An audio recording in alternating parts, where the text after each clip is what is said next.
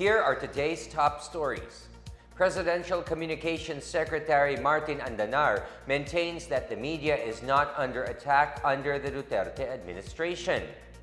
The Department of Tourism reaches a record 2 million tourist arrivals from January to March this year.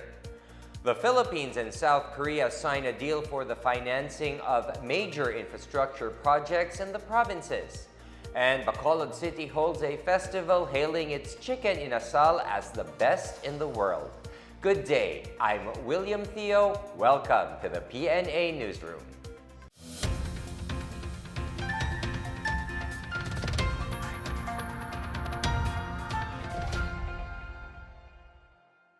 Presidential Communications Secretary Martin Andanar denies reports of widespread violent attacks on journalists under the Duterte administration. Around 85 cases of media attacks have been reported during the current administration. Andanar, however, says only 3 of these cases involved hard-hitting journalists. He stressed that the motives behind these killings and attacks should be established since some of them may not be related to their work. Andanar also says President Rodrigo Duterte respects press freedom and looks after the welfare of the media. Proof of this was the Freedom of Information Act, as well as the creation of the Presidential Task Force on Media Security. Andanar and Special Assistant to the President Bongo recently visited the wake of slain radio broadcaster Edmund Sestoso in Dumaguete City. The Department of Justice, or DOJ, denies forum shopping in the filing of charges against 9 persons involved in the smuggling of the 6.4 billion peso Cebu shipment. More on this report from Benj Bondo. The Justice Department would appeal the Valenzuela Regional Trial Court decision which dismissed the drug charges filed against 9 persons in connection with the 6.4 billion peso shipment of illegal drugs last year. Justice Secretary Minabdo Guevara says there was no forum shopping involved in the Valenzuela case, which was for transport of illegal drugs in relation to the importation case filed in the Manila Regional Trial Court. Transporting the drugs to Valenzuela is a separate act punishable under a different provision of the Dangerous Drugs Law. Valenzuela City RTC Branch 284 Judge Arthur Melicor granted the motion of Customs Fixer Mark Taguba, businessman Richard Chen, and TJ Marceliana to dismiss the drug transportation and delivery case filed by the DOJ against them. Guevara believes that the recent decision of the Valenzuela court will not affect the case at the Manila RTC. Last November, Valenzuela City RTC Branch 180 Judge Nena Santos also dismissed the drug importation charges against the 9 accused due to lack of jurisdiction. The accused still have to face trial for similar drug charges refiled by government prosecutors before the Manila Regional Trial Court. The case stemmed from the Bureau of Customs' discovery of the Cebu shipment at the Hongfei Logistics Warehouse in Valenzuela City on May 26, 2017. The 604-kilogram Cebu shipment is one of the biggest hauls of smuggled drugs in the country. For the PNA Newsroom, I'm Benj Bondo. The Philippines has breached its 2 million mark for tourist arrivals in the first quarter of 2018. Latest statistics from the Department of Tourism showed over 2 million international visitors for the first quarter of the year compared to 1.7 million for the same period in 2017. The DOT said Chinese tourists remain the fastest growing market. First quarter figures showed Chinese arrivals trailing behind Koreans for the first 3 months of the year. Not to be outdone, American tourists ranked 3rd, followed by the Japanese and Australians. Tourism Secretary Juan Dateo says the DOT's tally for Chinese arrivals this year remain at 1.5 million.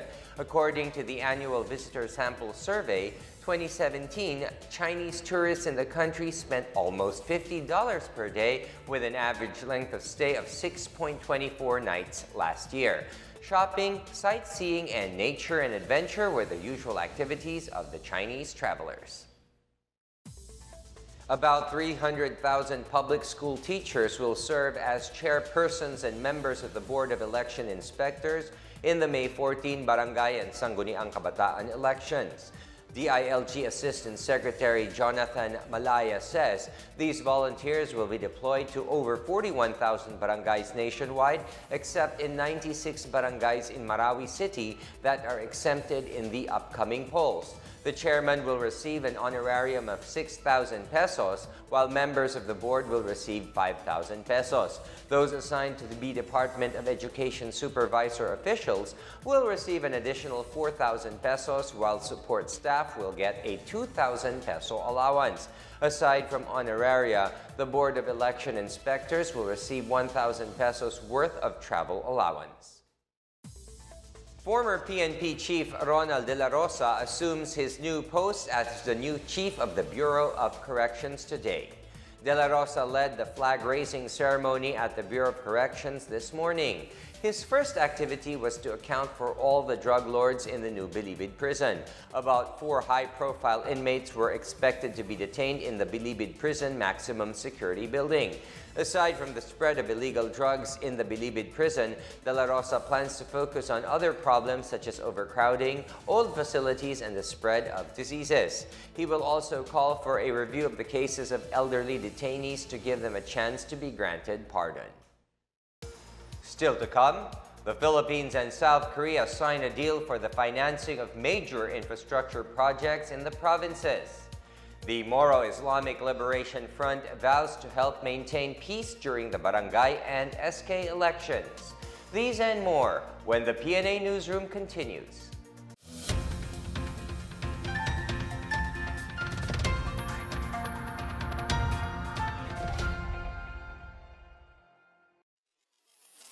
Ito ang Duterte on Duty. Ulat sa ginagawa ng Presidente. April 26, Huwebes, Davao City.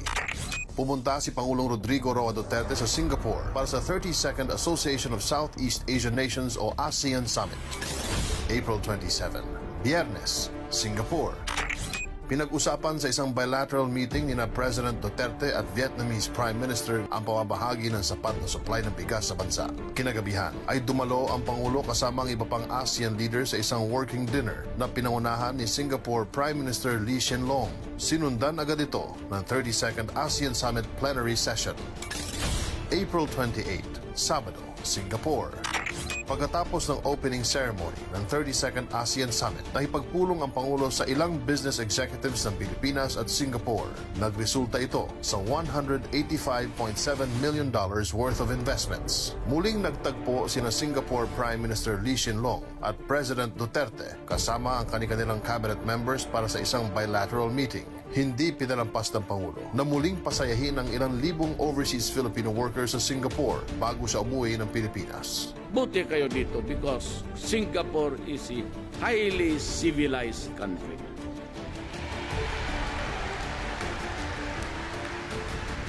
Importante kasi ang moral authority and Singapore has it. Wala ako masasabi talaga na totoo. Except that I am profuse in thanking Singapore and the Singaporeans for allowing my countrymen to come here and work. Pinalad naman si Maria Rosalie Jose, isang Pinay na 10 taon nang nagtatrabaho sa Singapore. Nakausap niya si Presidente at nabigyan ng bangkang demotor at iba pang assistance mula sa DOLE at DTI. May 1, Martes, Cebu City. Bilang pagpupugay sa manggagawang Pilipino, pinirmahan ng Pangulo ang executive order na nagbabawal sa illegal contracting at subcontracting. I remain firm in my commitment to put an end to endo an illegal contractualization. However, I believe that in order to implement an effective and lasting solution to the problems brought about by contractualization, Congress needs to enact a law amending the labor code. Alam mo, dugay na it's outdated. I think Congress should come up with a new labor code to keep it attuned to the realities of our time. May 2, Miyerkules. Ipinamahagi ni Pangulong Duterte ang Certificate of Land Ownership Awards sa halos 400 agrarian reform beneficiaries. Mahigit sa 600 hektarya ng lupa ang ipinamahagi ng gobyerno sa mga magsasaka sa Quezon. Ako po si Secretary Martin Andanar at ito ang Duterte on Duty. Abangan sa susunod na linggo ang mga gagawin ng Pangulo.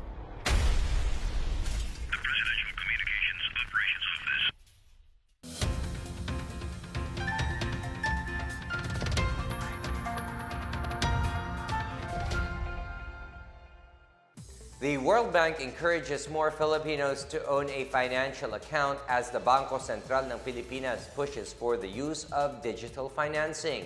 More on this report from Miguel Hill. Over a third of Filipinos aged 15 and above owns a formal account based on the 2017 Global Findex published by the World Bank. Data showed that 34.5% of Filipino adults have a formal account that can be used to save money, make or receive payments, and receive wages or financial help.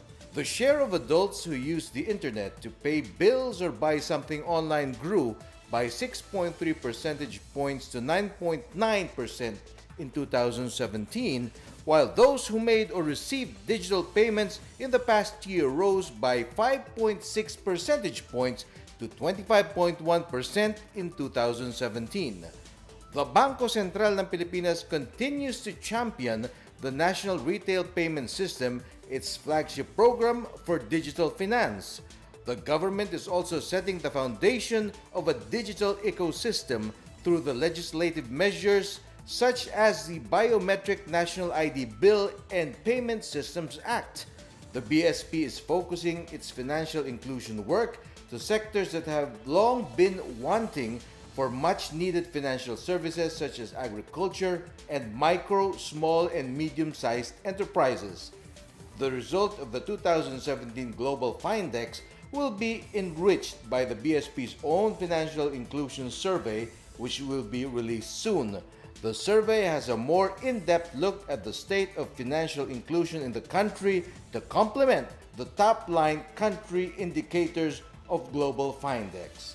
For the PNA Newsroom, I am Miguel Hill. The Korean government has committed to fund most of the $199 million new Cebu International Container Port project. More on this report from Maricor Zapata.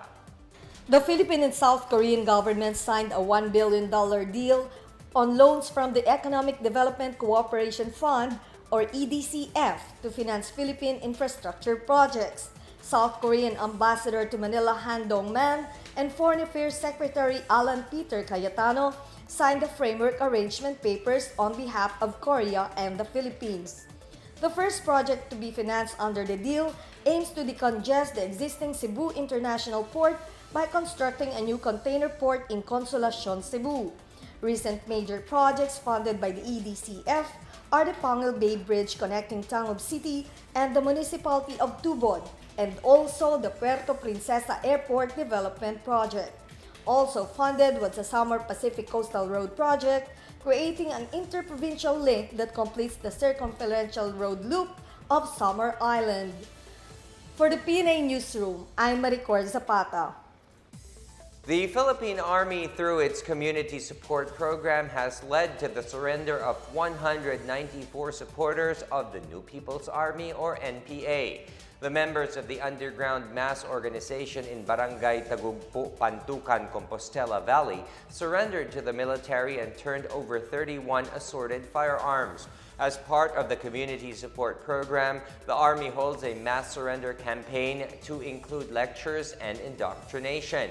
Captain Jerry Lamosao, the spokesperson of the 10th Infantry Division, meanwhile says government troops continue to conduct focused military operations against the NPA's Guerrilla Front 25. He said their recent operation on May 1st in Sitio Hanginan, Barangay Langawisao in Maragusan Town prompted the rebels to be dislodged from the area and consolidate their forces with other threat units. The movement prompted the troops to launch a combat operation to block the possible withdrawal of the GF-25. A sub-commander of the Moro Islamic Liberation Front and two of his subordinates were killed in simultaneous pre-dawn anti-drug operations in Lambayong, Sultan Kudarat on Saturday.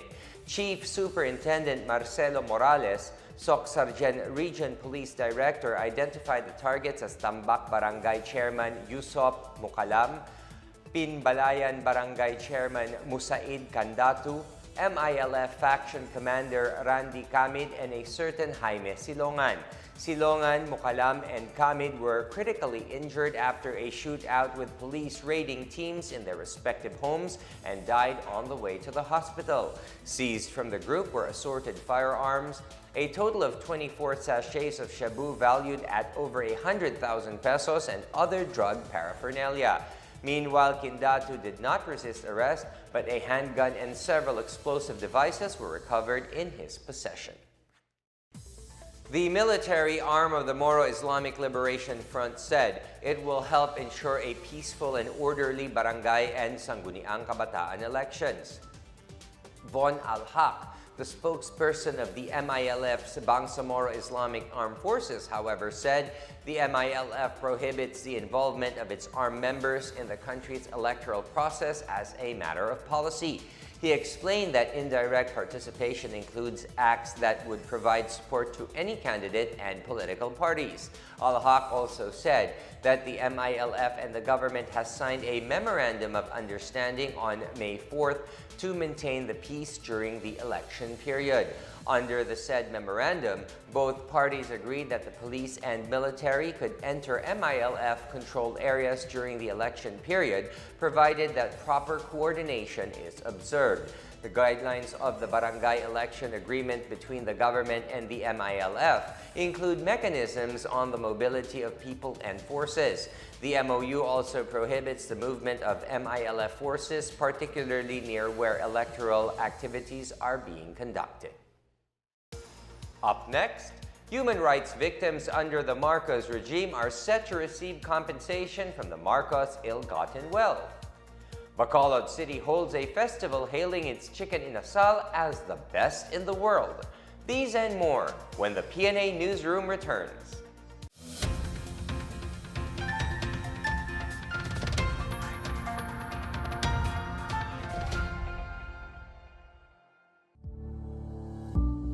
Congratulations po kay Ka Eduardo Manalo at sa mga kapatid nating iglesia.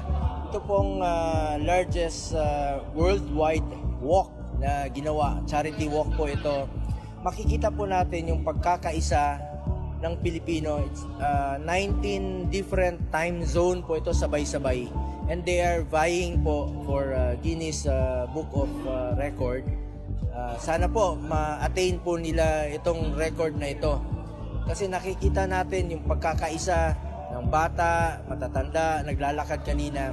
Actually po, first time ko po naglakad ng ganong kadaming crowd. Pero ang masarap nun, kasamahan mo mga Pilipino rin. So, inaanyayahan ko po ang sambayan ng Pilipino, hindi lang po sa iglesia, pwede po pala tayong magkaisa para labanan po ang kahirapan.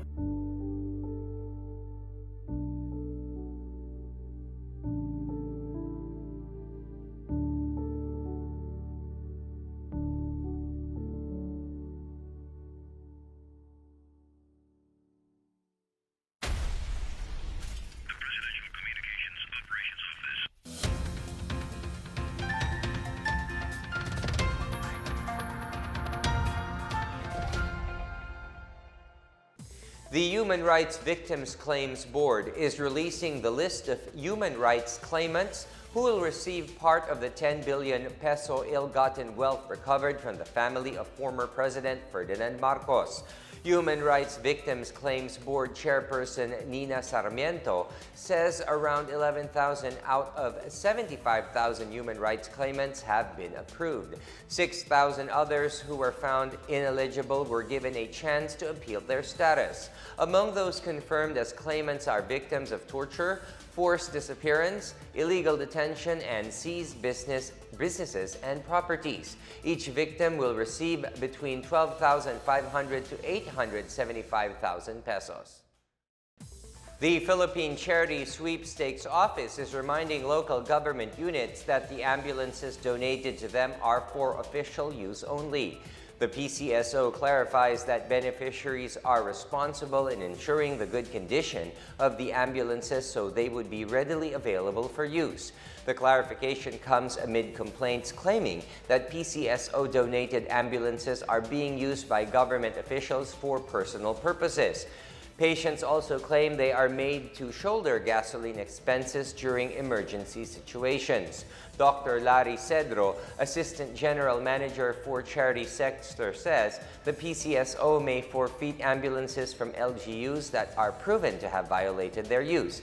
PCSO encourages the public to report any unauthorized use or misuse of donated ambulances. Government troops in Surigao del Norte have arrested 2 members of the New People's Army who have been extorting from barangay and SK candidates. The 30th Infantry Battalion caught the 2 in a military operation in the NPA camp at Barangay Canaga, Malimono town. Commanding Officer Raymond Tomas said the military received complaints that the NPA is charging 15,000 pesos from each candidate for a permit to campaign and permit to win. The 2 rebels yielded 53,000 pesos worth of extortion money, improvised explosive devices, and military equipment. Government troops recovered from their camp a rifle, improvised explosive devices, a hand grenade, and submersive documents. For our feature story, locals and tourists in Bacolod City feasted over the weekend as the city celebrated its finest festival in honor of its famous chicken inasal. More on this report from Janice Cabe. 300 meters of smoking barbecue grills lined up Araneta Street on Saturday afternoon as the city staged the first Bacolod Chicken Inasal Festival to cement its status as the home of the country's best grilled chicken. Russian Ambassador Igor Kovayev, who was a guest in the festival, told reporters that Bacolod Chicken Inasal is the best grilled chicken he has ever tasted. The envoy was toured by city officials led by Mayor Evelio Leonardia during the grilling ceremony, which started around 5 p.m., and he joined them in a boodle fight with a group of street children afterwards. Leonardia says this festival proclaims to the world that the Bacolod Chicken Inasal is the original and the best. Leonardia said his dream is for the city to have a unified recipe for grilled chicken that will represent a truly unique taste of Bacolod Chicken Inasal. At least 3,000 Bacolodnons flocked to the festival site at the city's downtown area, where about 25 chicken inasal vendors, including 12 from the Manokan country, grilled 3,000 pieces of chicken on sticks. Tickets were given to street children and indigent residents to bring home grilled chicken for free. Councilor Cindy Rojas, chairperson of the Chicken Inasal Festival, said the festival aimed to promote the city's food tourism. Rojas said that for the next year's festival, they are planning to set up a longer line of barbecue grills. For the PNA Newsroom, I'm Janice Cabe. Let's now check out the weather forecast for Metro Manila and the rest of the country.